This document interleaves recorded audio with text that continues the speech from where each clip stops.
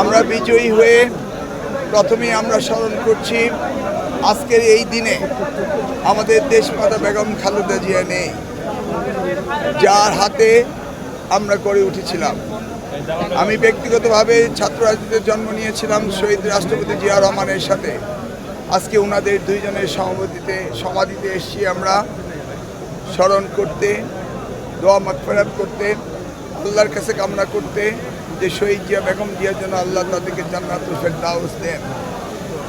আমরা আগামী দিনে শপথ গ্রহণ করব জনাব তারেক রহমানের নেতৃত্বে আমরা আগামীর বাংলাদেশ গড়ে তুলব, এই প্রত্যাশা ব্যক্ত করি। আপনাদের সকলকে ধন্যবাদ দিয়ে বিদায় নিচ্ছি। ভাই, একটা প্রশ্ন, মানে সবাই গুঞ্জন উঠছে যে আপনি শিক্ষামন্ত্রী হচ্ছেন, যদি হন তাহলে আপনার কি কার্যক্রম থাকবে এই শিক্ষাক্ষেত্রে? আল্লাহ যদি রহমত নাজিল করেন, তারেক রহমান সাহেব যদি আমাকে শিক্ষামন্ত্রীর দায়িত্ব দেন, বিগত দিনে যেভাবে করেছিলাম তার চেয়ে অনেক গুণ বেশি ত্বরান্বিত করব এবং শিক্ষা ব্যবস্থাকে সম্পূর্ণভাবে আমরা মডার্নাইজ করব, যা আন্তর্জাতিক পরিমণ্ডলে যে শিক্ষা ব্যবস্থা রয়েছে সেই শিক্ষা ব্যবস্থার সাথে তাল মিলিয়ে আমরা চলব। বিভিন্ন জায়গায় মানে সন্ত্রাসী কর্মকাণ্ডের কথা বলছে বিরোধী দল, সেক্ষেত্রে আপনার বার্তা কি?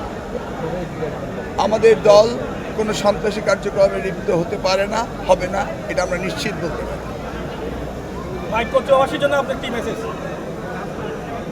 বাংলাদেশের সেরা উপজেলা, শিক্ষা উপজেলা বানাবো কচুয়াকে।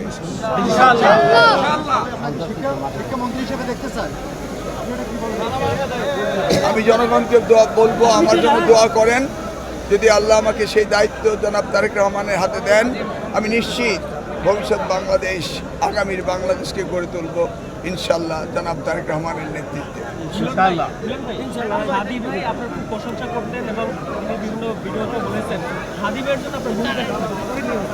হাদি ক্ষণজন্ম হাদি, 1 বছর বয়সে হাদি, সে তার হৃদয়ের নিংড়ানো সত্য কথাগুলি বলতো।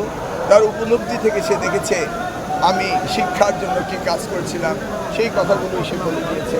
আমি আজ তার রুহের মাগফিরাত কামনা করছি।